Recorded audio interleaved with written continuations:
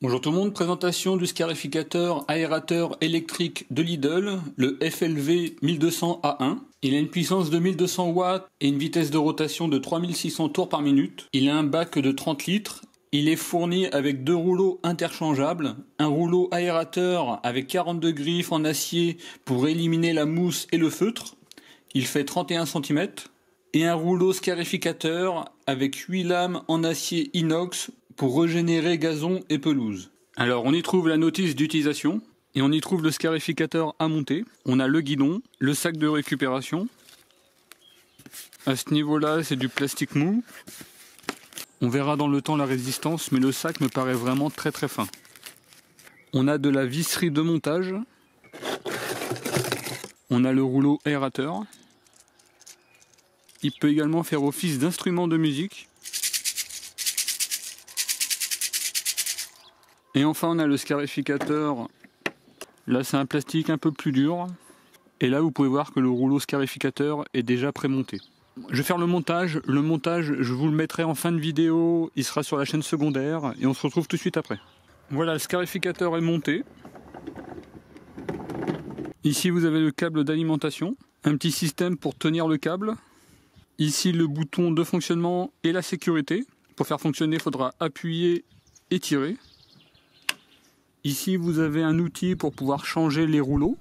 Pour retirer le sac, il faut simplement lever et soulever et retirer.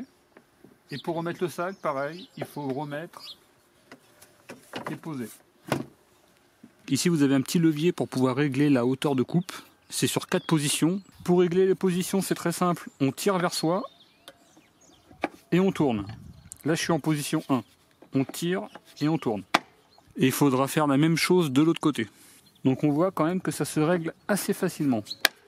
La position 0, c'est la position de transport, c'est la position la plus haute. Comme l'outil sera neuf, on le réglera au moment de l'utilisation en position 1.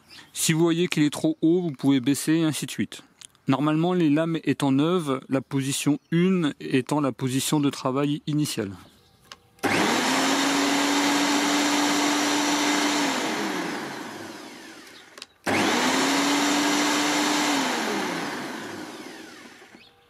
Alors pour changer la lame, vous devez éteindre la machine, elle ne doit pas être branchée sur le secteur. Avec la clé fournie, on va dévisser à ce niveau-là. Donc après, il suffit de tirer et après de déplacer dans ce sens-là. Alors pour mettre le nouveau rouleau, finalement, on va déjà mettre la partie qui est ici. Vous poussez légèrement par là et vous appuyez. Et après, il n'y a plus qu'à remettre les deux vis, ici et ici. Alors ceux qui seraient tentés comme moi de visser avec une perceuse, surtout mettez-vous en petite vitesse et mettez-vous au couple le plus faible. Et là par exemple je suis vraiment au couple numéro 1.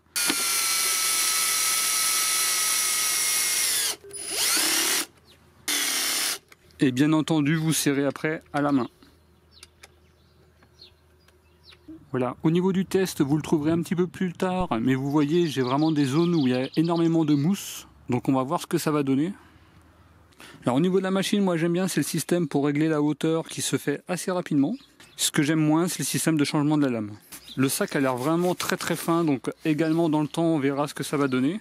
Voilà, en tout cas moi je vous remercie d'avoir regardé cette vidéo. Si vous avez apprécié la vidéo, n'hésitez pas à mettre un pouce vers le haut. En tout cas moi je vous remercie et je vous dis à très bientôt. Au revoir.